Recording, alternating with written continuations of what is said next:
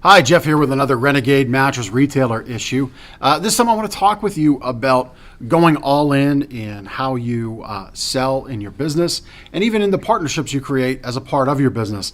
This issue was prompted by, really kind of an unfortunate, vendor relationship, I guess you could say, as part of something we're doing here at our stores.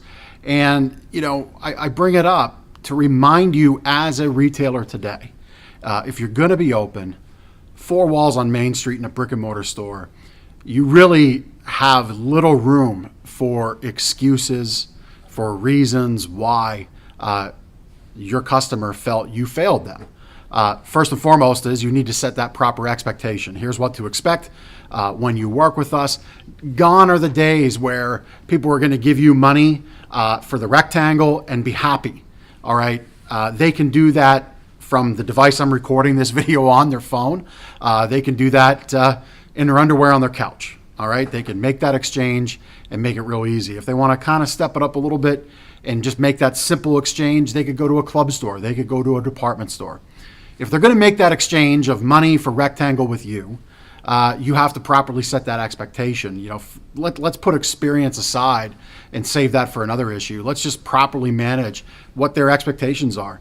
You have to be way over top the exchange money for the white rectangle expectation. And when you fail that, when you find yourself having conversations of that begin with the words, well, the reason that happened, things like that happened because, well, it's not my fault. You didn't meet those expectations. And again, I was reminded of, maybe this theme for this issue from, a failed relationship with a vendor that I'm just kind of dealing with now. Given all kinds of things, all kinds of promises, and then when push comes to shove, when it's actually time to execute, I'm given all kinds of reasons why this part of the agreement didn't happen, or this part of the plan didn't come together, or that part wasn't my job. I just did the thing and did as I was told. Even though I'm the expert, even though I'm the guru, I took the money, and now that you're bitching, now that you're upset, I guess I'm upset too, and now I agree with you. But halfway through our contract, I'm not going to say anything, right? So when we fail to meet these expectations, when we don't set out right away, here's how we work, here's how we don't work, here's what we do, here's what we won't do.